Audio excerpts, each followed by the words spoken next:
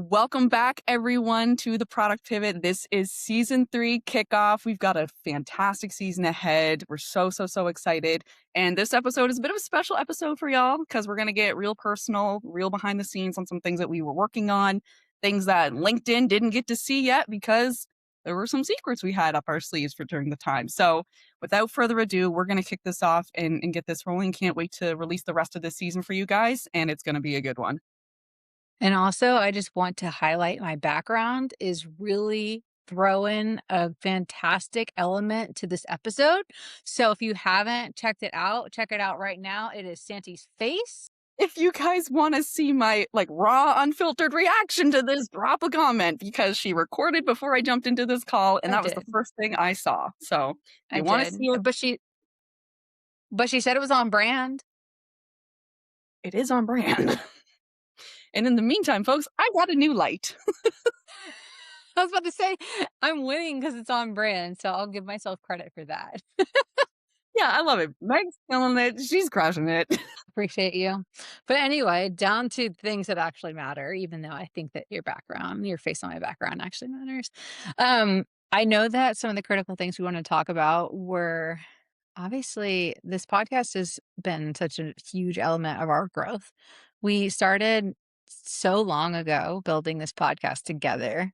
And like looking back, it's almost like I can't even see where we started because of how far we've come. I don't know if you feel the same way, That's but one of my t-shirt. yeah, I know it's so crazy. I had someone talking to me about it this morning. I was just like doing a coffee chat with someone this morning, and she was like, "Tell me about your podcast." And I was telling her how the podcast started, and then I got into talking about how we're like merging Prodfolio and the product pivot into one brand, and it just like full circled for me how we are merging like a media brand into our SaaS company.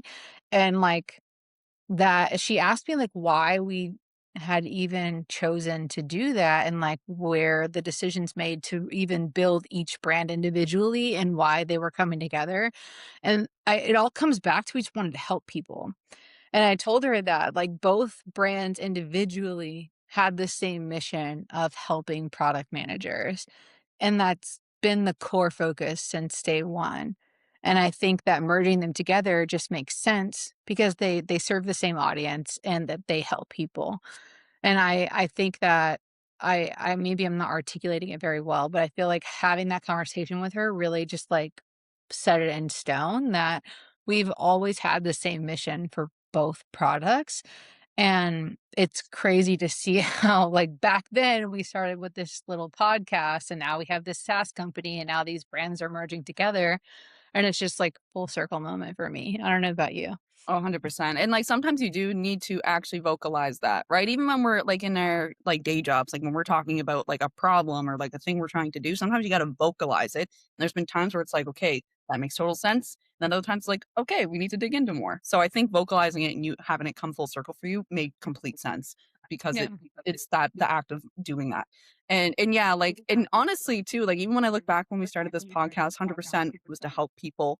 And then I feel like we just the tools and the technology that was coming out not too long after. We both, because we're product people, we both kind of got the itch to just Yeah. build and help and extend on this more. And then that's when obviously the portfolio concept came into play. And then I think it just was a natural segue into having us combine them, right? Because it again it's community based, it's for the people, and it's something that kind of allows us to continue to grow as individuals and help those around us as we grow as well. It's a win-win in my opinion. Yeah. It's a win-win. I totally agree. And I think that one of the things she pointed out to me when I was talking about it is that both products came from passion. And I think that that was super critical. And then you always reminding me that both were products and we have to treat them like products, including the podcast. We are constantly iterating on it, constantly taking feedback and improving it. And I reiterated that to her. So I think like there are these small things that I'm constantly keeping in mind that we've like remembered and done throughout the journey of the podcast, that we've also just like looped into building Prodfolio, which kind of like, I guess, segueing into that a little bit. So we've been building Prodfolio. Again, this is crazy, Santi, for a year. A Crazy, year. crazy. That's insane to me. Like, holy crap. Insane. Insane. I looked at the calendar the other day and I was like, it's March. We started building this thing in February I think the first WhatsApp message that we had about Portfolio was like into February of last year. And then we had the name by like the beginning of March. Like, Yeah. Crazy. It's insane. And like time just flies, especially when you're building something like this. So time has just gone by so quickly. Um, and I feel like when you're in it, the journey is taking forever. Like the journey for me is taken forever. But then when you look back, it's like it's been a year already. And that's crazy. it is crazy because when you think of all the like nitty-gritty conversations we've had, like all these like back and forth decisions and like trying to figure things out, when you look at it, it's like, oh my gosh, like that was a lot, but it's been a year. And it reminds me of like a phrase that I was told as I came into like my parenting journey of the days are long, the years are short. Yeah. Right? That's so true. And I think I've talked to several people out there building right now, like building with AI tools. And a lot of people have similar sentiment that because you're able and capable of doing so much now with the tools that are available to us, it almost like adds exhaustion to using those tools because like you're almost like I can do it. I can do it. I can do that. I can do that and I can do it so much faster and I could do everything. And it's almost like the exhaustion addition of being able to do so much.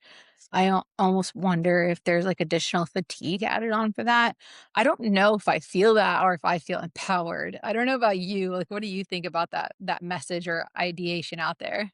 No, I think it actually is true for people. I think it also just depends on the person. So for Yeah. me and for you, because we have squirrel brains, for us, I think it kind of empowers us because we're like, Yeah. let's go, and we're like Yeah. running with it. But I think we do need to be mindful that there will be fatigue. And I like, we'll talk about this later in the episode. That became very real for me at a Yeah. certain point Yeah. because of some things going on in life, which Yeah. we will talk about, folks. But yeah, that was there is always that double-edged sword. So don't Sure. disregard it, but also just be, mindful of like using it to play up your strengths and your abilities. So for us, it worked. But I think we both had periods where we had to be like, we gotta take a little Yeah. break. And I think as like co-founders, just for anyone listening, we work really well because we let each other have that space, which I think is so critical. I think like there were weekend like because this was always like a weekend and nighttime project for the two of us because we worked full time. And I think that what's always been super critical is like we don't one of us just doesn't do anything all weekend. Cool. Like, you needed the weekend off. Like, no one's looking at you wondering why. And I think one thing we implemented that worked really well for the two of us was just like a Monday check-in call. Made a list of things that we hoped we'd get done that week, not expected to get done that week. We hoped we would get done that week. And then we would attempt to get those things done. And then next Monday, we'd check in again. And obviously, we had Slack, so we'd keep communicating throughout the week. It's not like we just wouldn't talk all week long. But I think like that is something that worked really well for the two of us because I found a lot of people in my like social circle that I've spoken to that have had co-founders that have left or people that have like been dumped by their co-founder, things like that. And I don't I think that you're very special. Like, don't get I'm not trying to disregard how special you are and how hardworking that you are, but I think that, like, we just work really well because there's no pressure. 100%. And like even still, so I'm on mat leave right now, folks. And again, we'll talk about more of this later. But I do have like a full-time job. And one of the things that like me as a co-founder of this, I never wanted Meg to feel like she had to carry the whole brunt of the workload, um, where she has a little more flexibility because she's doing her fractional thing, and y'all should check out her stuff because it's good. But because we had those expectations of like, we're just not that we're just chilling, we're hard work and we wanna do stuff, but, like, we're really just chilling, you know what I mean? Like, we had that level set with each other of, like, here again, here's what we hope to get done. Here's, the realistic timeline of things and just kept in communication. So even with me working full time and Meg, able to jump into other things, and then I'll jump into other things as my availability comes up. And like if she needs to take care of some stuff, like it's all just collaborative. And because we removed those expectations with each other, there's no like because you can hear of like co-founders like bickering and stuff like that. And it's like for us, it's like, nah, do your thing. We're chilling, like, we're Yeah. passionate about what we do in our day-to-day lives, and we're passionate about this, so we just kinda blend them and just, Yeah. like, take to obviously figure out what the priorities are, focus on the priority things, and then, make sure we have some space for this at the end of it all, and not at the end of it all, but you know what I'm saying, like, have this, like, woven in between, like, our day-to-day, and we just keep it casual like that. It's worked really well for us. For sure, and I don't think it's slowed down our progress at all. Not I in the think that slightest. if anything, it's amplified it by just being, like, more open to communicate instead of being filled with pressure, in my opinion. Because the days of rest or the times that you just need that time back without any pressure have allowed you to, like, recover and recuperate or feel more energized on the days that you are comfortable working, things like that. At least for me, I mean, that's my experience. If I needed a weekend off, I felt way better after having that weekend of rest and not feeling like pressured to do anything when I came back on Monday. At least that's how I felt. So, And I think it helped us just be better at, like, prioritizing things and just continue like, so example, if, like, for me, like, I of course, I can only speak for myself here, but for me, it's like, okay, I know that, like, my 8 to 4 during the days is, like, that's block time, right? Like, that's Sandy's doing Sandy work with her company. But then it's like I have obviously parenting stuff and family stuff, but being able to like look at these chunks of like, day job, family, portfolio, and like seeing all these different pieces, it helped me become better at prioritizing things because for it sure. actually because I had to fit it all in. Um it helped me kind of like make slots and stuff. And then I ended up finding a groove. And that's I think for anyone listening that has again that have co-founders or with people with different schedules and stuff like that, just finding a groove that works for you, and that will come as you work through it, obviously, right? Like, as you continue to work on things and work through things, you will find a groove, and that I was very grateful to find, personally, and Meg, you'd probably agree because you do, you were working as well, even fractionally, like, you have commitments and priorities you need to do above all else, and then you find a groove for some of your other stuff. Yeah, I think that the even prioritization for the business was something that we were able to do better there because we'd come Exactly. in on Monday and take a look and say, well, I've got this week, this week, this week. So let's narrow it down to like the top three things we can each get done. And then maybe the three nice to haves or something like that. And I think again, it comes back to like that communication and then just having like an open, I guess, capability of being able to get those things done, which really amplified our prioritization, I think. Um, so I think that like just a win for the audience when you're picking a co-founder, just keep in mind like having like high pressure on yourself or them is probably not going to be the best for anyone involved. We've found like the less pressure, the more flexibility actually gets more work done in our experience.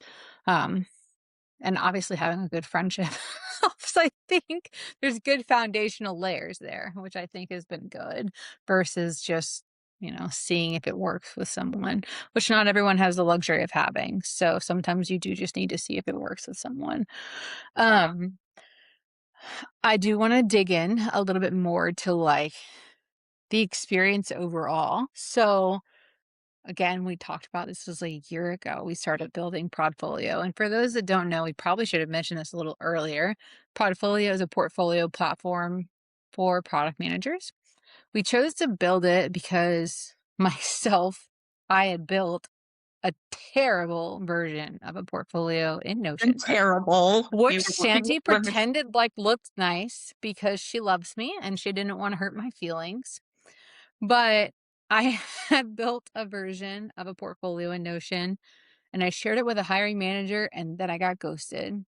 And I'm pretty sure it scarred me for life because I never wanted to share it with anyone ever again. And then after that experience, we decided to see if anyone else had the same problem. It seemed like it was a pretty prevalent problem in the product management space that building portfolios was very time consuming. It No one really knew where to start, and also less than 20% of product managers have a portfolio. I think as the product management space gets more competitive, the portfolio is a really strong way to stand out. And from talking to hiring managers, the more common of a format that they can see, the easier it will be for them to navigate a portfolio and interview somebody with one. Versus a lot of people try to build custom websites, which are not only time consuming, but also different formats, which with hiring managers and recruiters having limited time, it could take a very long time for them to navigate those sites and find what they're really looking for. So that's why we built a specific framework, which was partnered with hiring managers on in our product. That way, they know what they're looking for, they know where to find it, and it's on a strict format. Any changes we make to that format, we make with hiring managers, and I think it's 8 different hiring managers in total that we have in a group across different domains and different locations. That way, we actually have input from them like, "Hey, if we make this change, would you still feel comfortable finding this information quickly to interview a candidate?" So, we have a very niche focused product for product managers, and there's a lot of reasons behind building that product. And it came from a very strong place of pain. And I would say, like, Santi, did I cover all of that? You nailed it. You nailed it. And for the record, folks, Meg's portfolio wasn't even that bad. But I could see, and as a product person, we tend to do this. I could see the effort she put into that, and I could see the different elements she was trying to pull in into one spot. But the whole experience wasn't as cohesive as some platforms can be. And so that's when I thought about it a little bit more, talked to Meg about it, and I was like, we'd like to build. We like to continue to level ourselves up. You've got a very real pain point here. I see what you're trying to do. What can we do here? And we hashed it out, and then just boom, just a light shone, and it was like Prodfolio. No, well, we picked a name later, but it wasn't long later though. It's like It within was not long. a couple Yeah, I weeks. think that it was a it was a fast moving start from my memory. Again, this was a while back, where we hashed out like the initial format of the product. We definitely chose a name pretty quickly. And I know we built some like early versions in Lovable just to kind of like hash out like what could this actually look like. I know that our like testing MVP didn't get built until like August, if I remember correctly. I know we had like a beta waitlist before that. I think we had like over 70 people sign up for the waitlist. Or I think our goal was like 15 for the waitlist. We were so We're just excited. chilling. Let's just get some folks in here. Like We were 70. so excited to have so many people sign up for the waitlist. Um, and then I think in August we officially launched the MVP. And then Santi, I think you can share a little bit about like how we went through that MVP process because I think that that's really critical for an early like tool, right? 100%. And arguably, even for product managers, again, like with a full-time job, like myself, this taught me a lot that I will be doing in my full-time job as well. What we did is we did one-on-one calls with the beta users, right? And we just they were just like 20, 30 minutes, like nothing too crazy, but we would go through and we'd be like, all right, we had some questions like based on like best discovery practice questions and things like that. But we had some questions we had in our tool belt, but we wanted to watch them navigate the beta and see how they were using the experience. And we watched it in using the experience, using the product and experiencing the product, and we got to see it in real time. And that is so, so, so important and so informational for like I said to end almost any scenario, right? We saw people where they were getting tripped up. We saw where they were like, oh, this is nice. We encouraged them to just talk out loud, whatever it was, like pretend we weren't there for a minute. And then we would have a couple of questions again, not like not leading questions, but kind of those discovery based questions to ask to see where we could dig into more. And folks, like I said, whether you're co-founding something, you're a product manager at a company, you're just working on something for yourself, that kind of discovery was so valuable for us. Meg, feel free to add anything else I might have missed, but I felt like they were No. great calls. I think that was like the most critical part of our entire process. Obviously, validating the idea was really critical, like before we started building, because I know that we did that from having a lot of conversations with hiring managers and product managers, and then actually launching the beta waitlist to see if there was interest. But then once we actually did those onboarding calls, we really saw like, is this going to solve the problem that we're looking for? What are people saying about it, and where are people getting tripped up? And then from I think August through November, we just went ham on fixing everything. I think next time it would be nicer to have more time to keep beta users using it and like launch those improvements with them live. Because something we didn't do, we just instead just fixed everything and then relaunched the next product. But I think that was just more of a time constraint on our end that we just didn't have time for those constant calls. Um, because it would have been nice to have like consistent feedback. But I was very happy from the initial round of feedback that we got from everyone because it really the refocus of where we went with some areas of the product were incredible. And I think we've never gotten that from just like letting people in. 100%. I could not agree more. And like I said, it was just a great experience for so many like for our learning, for just seeing how things would play out and what even doing like a retro of like what what we could have done wrong. You can Yeah. always use those examples of like, here's where we were gonna go. Yeah. Here's where we didn't go. And it was, you learn just as much from the what could have happened versus like what actually happened as well. Yeah. And I definitely want to dive in more like from your personal experience. Like I know that building has been interesting for you from some personal reasons. I guess like it would be good to share with the audience that you got pregnant really quickly after we started building Prodfolio. And when that happened, we decided together, like we talked about it and we were like, do we want to keep doing this thing? And it was kind of like, I mean, we're both pretty into it, so let's keep going. I was definitely like, "Whoa." But you seemed super into it, so we decided to keep going. I feel like there were a lot of times where you were definitely feeling like there was too much on my plate and feeling guilty. I know that there were a lot of times there where I was like, "Oh my god, my co-founder's gonna quit." I remember there was that one time I texted you and I was like, I Googled, "Did my co-founder quit?" Which was so funny. And it was Um because I forgot to reply to a Slack message. You forgot to reply to a Slack message. Meg was preparing. It's so freaking funny after I just said how flexible and how chill we both are.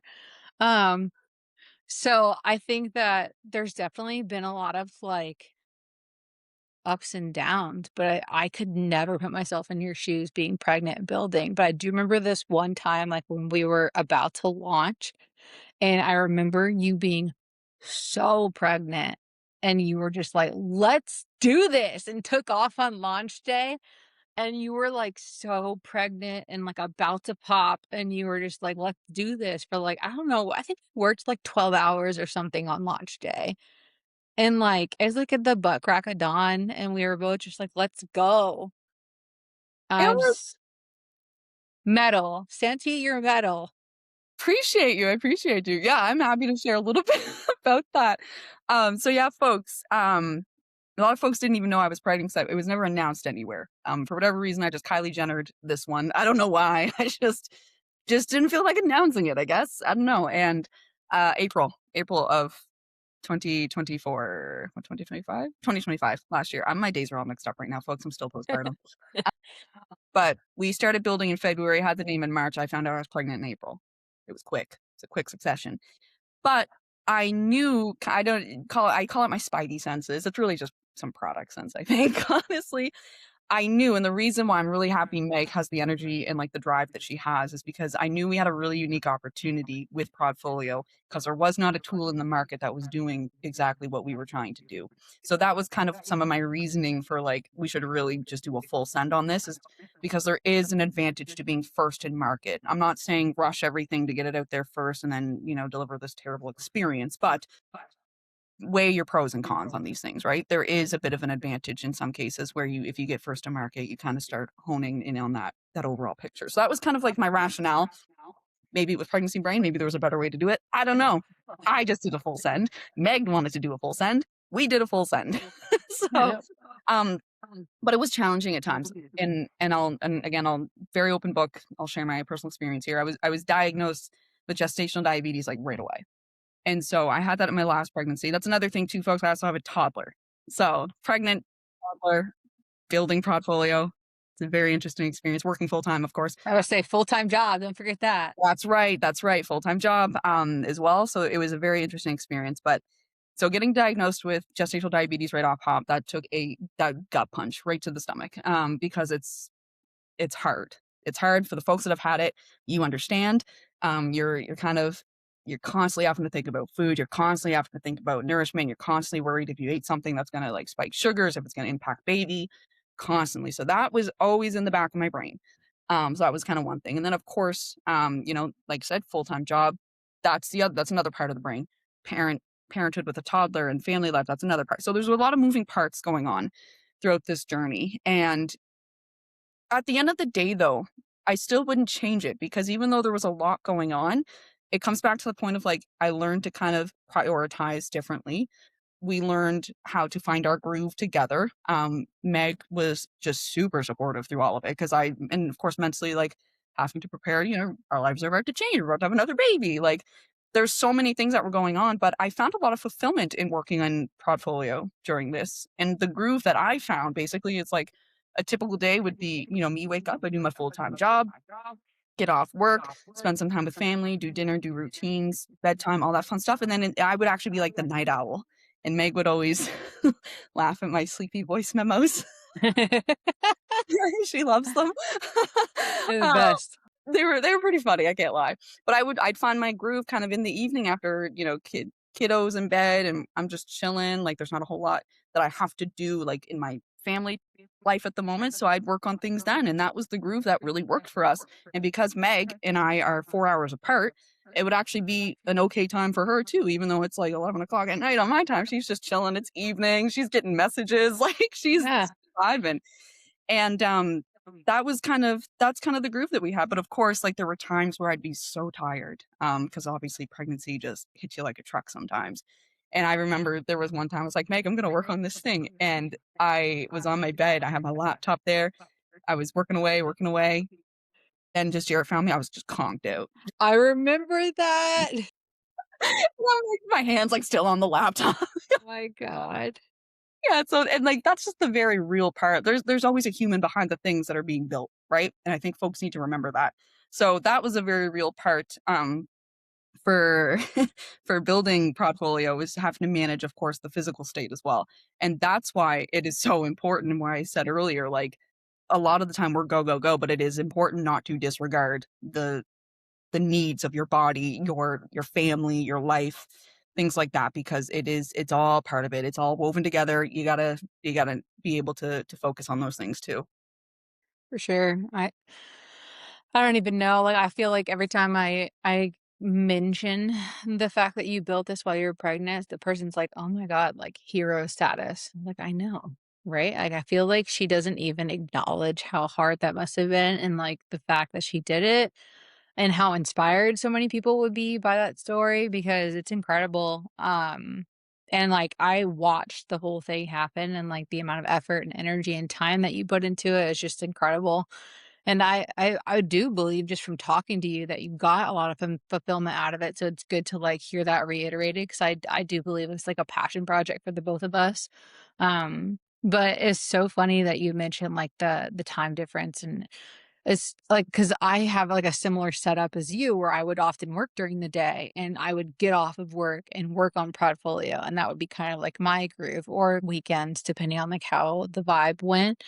And it was funny, like, usually between, like, 6 and 9 was, like, my groove or, like, 5 and 9 or something, and that's usually right when you would be online, and so it always kind of worked out for the 2 of us, which was so funny. And, like, usually when people find out that we're in just completely opposite time zones, they're like, "How do you make that work?" And I'm like, "It works great for the 2 of us." Fantastic, actually. Yeah. We're It vibing. works it works great.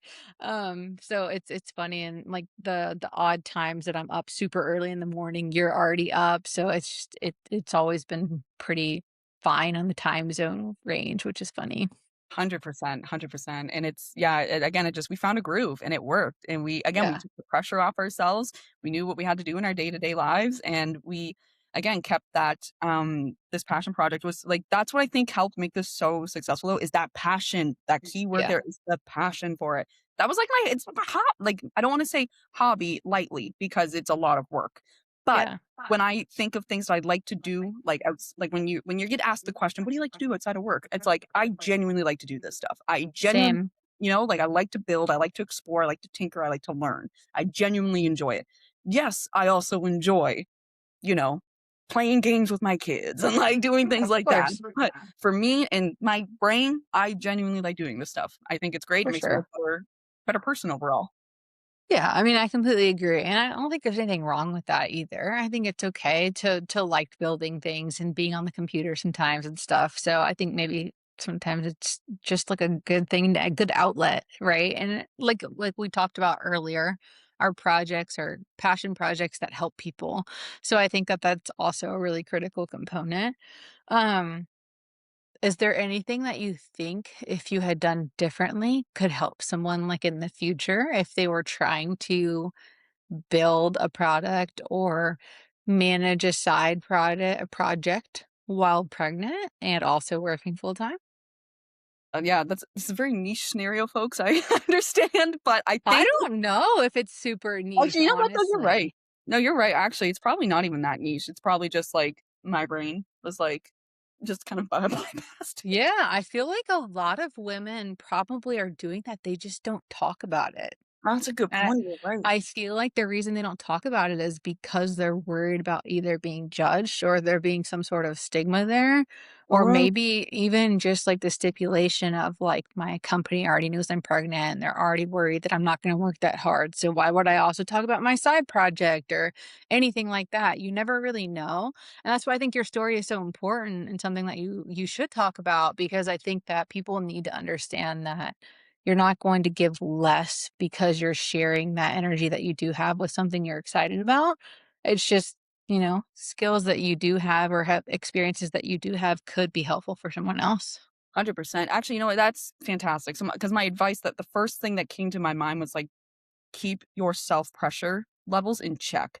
When you feel like you are taking on too much, or you feel like well, Meg can speak to this because I overthink like crazy and I'm working on it.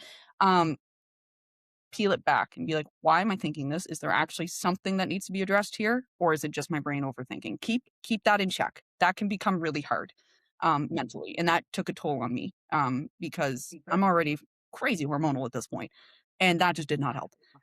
So and to Meg's point as well, I think that's just a good statement to have on this is like just because you're doing something that you love, it's a passion, does not mean that you're not able to do other things. Like you're not gonna be, in this little corner just like, "This is it. This is all I can do." No. No, I love my team, love the work that I do. I love what the company does that I do like, the company I work with full time. Fantastic group of people. They have been super supportive of me throughout this whole throughout my pregnancy, throughout everything like that, throughout, like, Prodfolio, stuff like that. They think it's great to be able to learn additional skills because ultimately it just makes you a better person for you. You're usually better in your role because you're learning new things and you're bringing it back to the team, which we saw firsthand from folks on my like, in my team doing, like, different little experiments or stuff like that. Mine just happened to be stemming from a passion project. So there's no one right way to learn or grow. So keep that in mind as well, that you're still developing who you are, and even if you're doing it in a way that maybe you haven't done before, or you're, like, getting a new skill set that's new to you, you're still learning and growing, and don't discredit that. That's cool. Like, that's groovy. And yeah, and again, if you're pregnant, of course, health first. Health first. Please keep that in mind, people.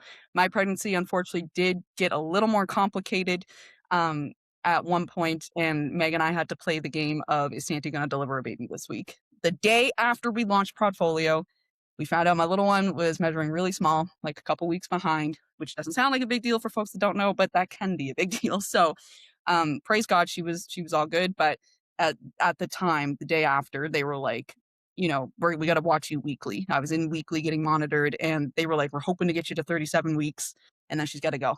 But thankfully, we kept being monitored, and they were like, all right, we're gonna let it keep going. We're gonna let it keep going. But what that told me again was like, still prioritize your health, your family. That always comes first, right? And then as you have the capacity, outside of the core commitments, work on the thing if you would like, but don't put a ton of pressure on yourself.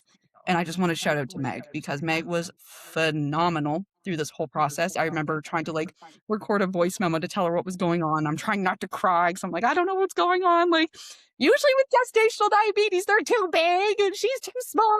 It was a whole situation. And she was just so supportive. And again, she's just a tank. Like, she just gets things done. She just, like, just superstar of a human, folks. She's been really carrying so much of this too since I found out that news. I obviously like continued working on it a bit, and then I slowly started like tapering off as I was getting ready for mat leave, and Meg just kept this going full force. I am so impressed with all the stuff that she's been doing. It looks like she has a whole team behind her, and it's Meg. Meg is the team. Meg is the team. Of course, we have some other folks that are helping out as well. I don't want to course. dismiss it at all, but when you see that like those core things coming in for the product and stuff like that, that's Meg. That's Meg, people. Shout I out to Meg. feel like a big piece of like why we've gotten so far is how well we divided responsibilities really early. It's a And great news. I think so many people like miss that when building products is that it's just like, all right, let's just take on whatever like comes as soon as we start every single day, right? And I think that you and I did a really good job. I think it wasn't like our first couple of weeks. I think our first couple of weeks was kind of like, all right, what needs to be done, right? But I think like a couple of months in, we both were like, what are our strengths? And like, what are we going to be good at? Because whatever we're good at, like, let's focus on that instead of trying to like both cover everything. And I think once we did that, we were like off to the races. And I 100%. think ever since then, we've been like solid because it even allowed us during your mat leave for me to like drop some things that you were taking on because they aren't as important, some of the things, because you set us up before you left with everything we needed by just having all that planned out, because you were just like, "I can do all of this for the next 2 months, and that way when I'm gone, you don't need any of it." And I think that that allowed us to, like, plan amazingly, versus if we were just, like, doing everything all the time, we would have gotten close to your mat leave and just been like, "Okay, what do we do now?" Versus you had a whole section of area of the business that you were working on so you could plan ahead for everything that you needed to do before you went out. And I haven't really had to touch very much of it because it's just been kind of okay and chilling. And it can be picked back up if it really needs to, or the relationships are there, the situation is set up pretty well. And I think that that has been great personally, because I think if we hadn't done that, then it would have been rough. 100%. 'Cause I got emotional, like, mat leave again with the voice memos. I'm like going to Meg and I'm like, I just feel so bad. I don't want you to have too much on your plate. Like, I'm feeling so bad about it. And then now that I look back on it, I didn't have to be that concerned because one, she's a tank, right? She's gonna get it done. Meg's gonna get things done. Doesn't matter again. Hire her for fractional work because it's gonna get done. Um, but for two, we have the groove. And I think again, that's why my advice to folks that are doing this or in situations like similar to mine, whatever the case may be, that's why I'm saying watch the pressure you're putting on yourself because it can quickly escalate. I was creating problems in my head that did not exist. For Yeah. whatever reason, I kept thinking like Meg's gonna be upset about this, or like she probably thinks I'm not doing a good job of it. And I just like made up things that just did not exist. And if Yeah. they did, Meg would tell me. Like that's Yeah. even my husband was like, Sandy, fam, chill. Chill. Like, you're good. You guys are good. And I'm like, yeah, but what? And basically, if a thought starts with "what if," throw it out. Throw the thought out. Throw it out. That your So brain feeling true. like crazy. But I think we all overthink, you know what I mean? Like, the whole, like, "Did my co-founder just quit?" thing, like, I think we all we all overthink. But I That think, was like funny, you I'm not gonna said, lie. it was so funny. Oh my god, it was so funny. But I think, like, it's really critical, like, to look back and just remember, like, communication has been solid since day one. So I think if my co-founder really did quit, she'd say, "I quit." Like, I think, like, we just need to remember that before we start Googling, which it just can be really hard sometimes, I think. So, like you said earlier, like, they're the human behind the screen, and I think sometimes our human emotions get the better of us.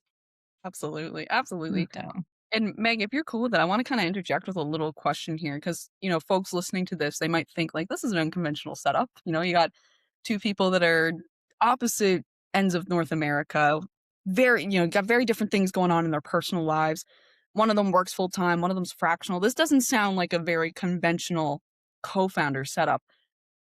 But I'm curious, like, what do you think about that? Like, if that question were to come to you in terms of like, you know, what would you have to say about it being so unconventional? Because some folks might argue, like, well, you know, obviously the whole like things are divided in terms of priorities and stuff like that. Like, how do you make it work? I know we've talked about this throughout the episode, but like, it's the unconventional side of it. I think could take people aback a little bit. And like, how have you kind of felt about all of that? yeah, I think that, like, our setup works really, really well. Like, I think, like, ultimately, the most important thing about who you're working with is, like, do you trust them? Do they communicate well? And do you have, like, an aligned mission? I think that's really important, right? Like, aligned values are also, like, really important, things like that. And I think, like, we have really solid trust. We have really aligned priorities, and, like, we're excited about the projects that we're working on. Like, if you woke up tomorrow and we're like, Portfolio sucks. Product pivot sucks. I don't wanna do this anymore. I wanna go and explore yada, yada, yada. I'd be like, "Alright, cool. Love you. Let's chat still." Like, I don't wanna not be friends. You know what I mean? Like, there might be some, like, questions over who owns what of the media and the brand and stuff like that, but that'd probably be, like, the least of the problems, right? Because at the end of the day, like, it started with a foundational friendship versus starting with, like, a business relationship, and I think Exactly. that, that will always be what it comes back to for me. And I think, like, the unconventional nature of us both, like, working different jobs and, like, one being full-time, one being fractional, I think the flexibility of my role really allows me to see different things, do different things, have free time where I want, which is really nice. And I think for you, having, like, a solid full-time job that's worked really well for you, you have a great team. I've met so many people on your team, and I think that that's been really nice for you because you don't have to worry about, like, am I gonna make myself look bad for having this side project that I'm passionate about? Because you know your team supports you. And unfortunately, that's something so many people have to worry about nowadays.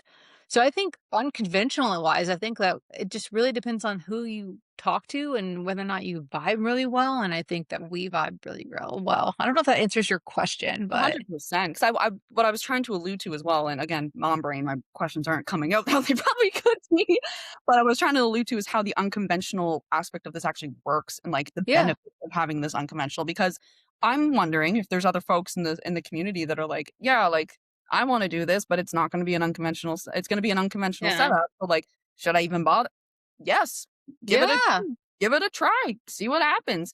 Right? for Like, one of the sure. core reasons that like and again, I speak for me personally, but one of the core reasons I wanted to build something as well as, like, help other people was to become a better product manager. That was still, like, a core reason for me, to do this is because I want to become a very, very good product person, and I'm not like and when I say become good, continue to grow and become even better in my craft as a product person, and equally as important to me is helping people. So Yeah. it's like when you have that scenario come up or that opportunity to be like, you can become, kind of better at what you want to do. You can explore something you want to explore. You can help people. At least give it a go, people. Give it a shot just to see if there's anything, right? Like it could again, it's one of those like potential win-win situations. You're leveling up like a video game people are leveling up because of what you're building. Like it's cool. Like it's cool. It's a cool experience. I think we should definitely bring it up because this is the podcast and season 3 is about to come out, or technically this is the launch of season 3, is that you basically recorded all the episodes of season 3 in like what, like 2 or 3 weeks also while quite pregnant and while working on Prodfolio, while working your full-time job. So, It was anything to say busy. about that? It was busy. So again, folks, we were working. So to Meg's earlier point, when we talked about launching the beta and not having time to go back and do some other calls, it was because we were working to that deadline of Santi's going to pop a baby out, and then that baby deadline came even sooner because we didn't know when she was going to pop the baby out. So with that being said, we knew we wanted to do another season of the podcast because folks have just been so appreciative of the insights they're getting and so grateful, and we're so grateful for their support, and we were like, we want to keep this going. This is a resource that I think helps people. They like it, and it's free. Like there's no reason to not do it.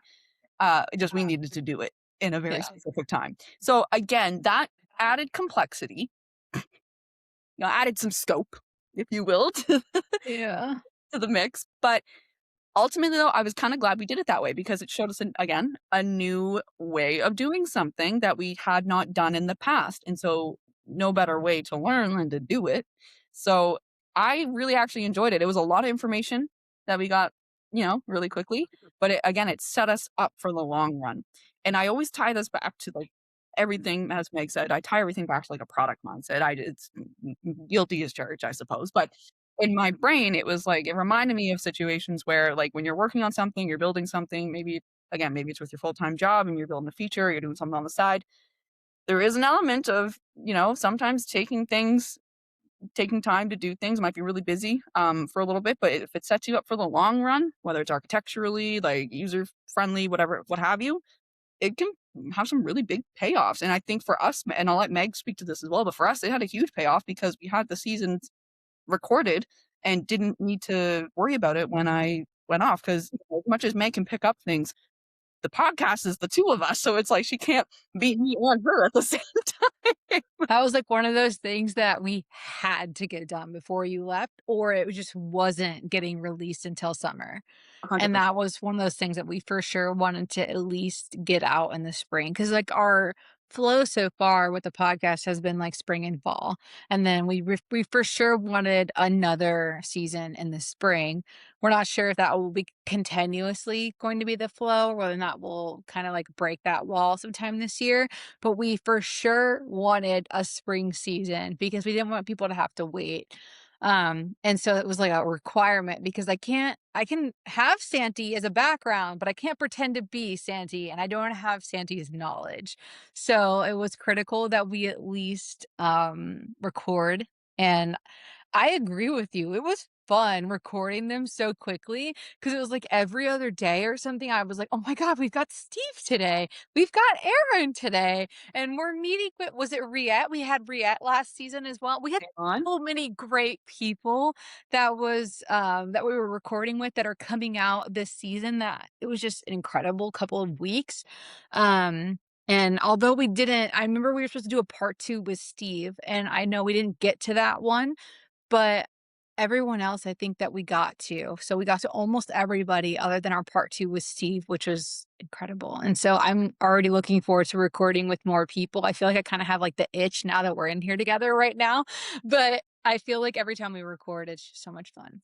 100%. And we finally, folks, we got someone in product marketing on the podcast I've been We wanting to. did! Yes, I'm so Yes! excited. Shout out to Zach. His episode's going to be in this season. Y'all, it's good. Like it's a good season. It's a stacked season. We've got a lot of really good stuff in there. Like, listen, I'm biased, but like tune in. Yes, I feel like this season it's not better than any other season, but it's incredible just like every other season. I feel like just every time someone gives us their time and their knowledge, I learned so much from them. And so I learn so much every single time we have a guest on.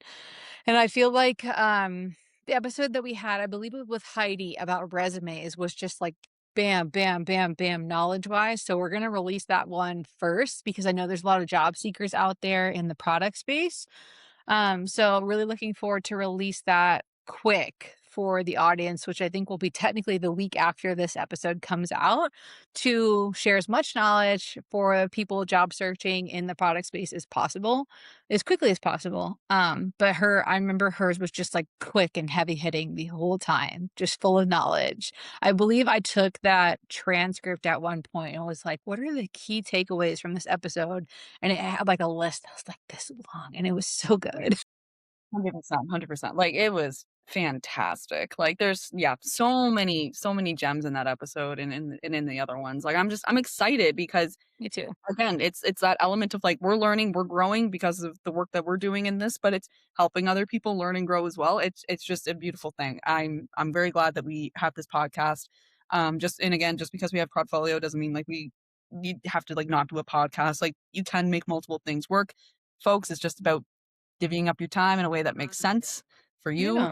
and your situation, and this is one of the things that we like to do, and it gives back, and we make it work. Yep. It's really about just that, like you said, just finding a way that makes the flow work. Um, but yeah, I mean, I think the past year and a half has just been crazy and incredible. And I think the more PMs that are listening that are considering either like pivoting into product or even just finding your next role in product, like try building something. It's a lot of fun. Like the amount of things that you can like learn from building and the amount of growth that you can have from building is really incredible. Um, just don't skip the validation and discovery. That's all I will say. It's because a couple of people I have met have just like built something and haven't taken the time to do that research. And I think that they've been really disappointed, not necessarily because they're trying to monetize or sell anything, but just because there hasn't really been any traction and it's left them a little disappointed. So never skip your discovery and your validation of your idea. It's very critical. We did it a lot for Prodfolio before it went out, and I think that we were really thankful, and same thing with the product pivot. Everybody that was talking to us in one-on-ones about pivoting into product was the key indicator for actually building the podcast itself. Um, so yeah, anything to add to that, Sandy? No, that nailed it. We still get those calls too, by the way, so if you are in conversation with people and it comes up, send them this podcast because this is exactly Yes. why we built it. It is exactly why we built it. And, we're going to continue recording, new episodes. So if you have a story to share, please feel free to hit us up. We, are always welcoming new guests on the podcast with unique stories, unique pivot stories, or even just unique backgrounds, because sometimes you may not have like a product title, but maybe you have a unique background about how you got into tech or something like that. Or maybe you're a founder and you want to share your story.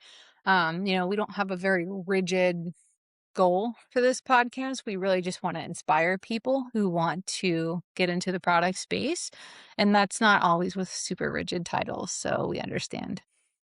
Percent. So, and also, folks, if you have someone you think that should be on this podcast, tag them, let us know, send us a DM, do something, comment, whatever the case may be. Let us know because we are always, as Meg said, always on the hunt for having some good conversations. And I know there's interesting people out there in your networks, and if you got them, send them our way. Oh, yeah. So among all of this, I know that, there's been a lot of change and a lot of exciting things happening so far this year, but like what's something you're looking forward to the most in 2026? Ooh. So for me, there's like a few things that I'm looking forward to. So obviously number one is like watching little babe grow up and like doing her thing. She's hitting a lot of milestones right now and we're just watching her explore. So like family life, I'm very grateful for. I'm excited to just like watch that continue to develop and grow. Professionally and like portfolio wise and all that fun stuff. So I always mention the two of them. So like I'm actually really excited to rejoin my team later this year because there's a lot of really cool things happening in the space. And I got a little bit of FOMO. I know they're working on cool stuff because I know how my team is, and I'm ready to get back in there with them. That's one thing that I'm excited about. But also, again, just for portfolio and this podcast too. Like I'm really feeling the podcast. Like I feel like we got some really good stuff coming, And I'm excited to see where the conversations go and like kind of the traction that these things are going to make and the people they're going to help. And Meg knows this very well. I love a good experiment. I love playing with stuff and getting things out there and seeing what kind of reaction it's going to have. So I'm really looking forward to that stuff for Prodfolio and the podcast because there's so many amazing things going on that front. And again, shout out to Meg for carrying so much of that work in Prodfolio. Like there's just so many cool things happening. I like to see where it goes and I want to see how it grows this year. So those are like my three buckets of things that I'm most I excited for love this it. year. I know it's a little dispersed, but I'm genuinely just excited about them. What about you, Meg? 2026, what are you looking forward to the most? I think, like, I'll put it in buckets as well. I think, like, personally, I have a couple of goal hikes that I wanna do this year, but I have, like, this really important hike that I just won the lottery to do backpacking in. It's really difficult to win the lottery for it, and I just won for the first time. I've been trying for 3 years, so I'm hoping that that pans out. Can be very weather dependent and regardless of when you go. So fingers crossed for me that the weather works out and I'll be able to stay there. It's like the most beautiful hike in Washington, so I'm hoping that I'll get to do that. And then I think professionally, just continuing to grow my fractional business and portfolio and the product pivot alongside you. I think it's just been, I don't know, the most fulfilling period of my career has been the last like 18 months, I feel like. And I think that I've worked really hard so far to keep that going. And I don't want to like lose that momentum. So I think just continuing that this year and seeing what it can grow into is really critical for me. Just those two. Yeah, yeah, yeah. I Yeah, you think nailed just it. those two. That's the move. That's the move. No, it's been great. And folks, I just want to thank you so much for listening in. The both of us appreciate your support so very much from the bottom of our hearts. Like I said, it's just two humans doing this stuff, just living life, trying to trying to make an impact. So we appreciate the support and we're always happy to have those conversations with folks. So again, shout out to everyone that supported us, shared us, commented people to be on. Keep sending folks our way. And I hope you all enjoy season 3 of the product pivot and are enjoying the episodes that will be coming out. And again, let us know if there's anything you want to hear in particular. And take care. God bless, folks. Thanks for listening.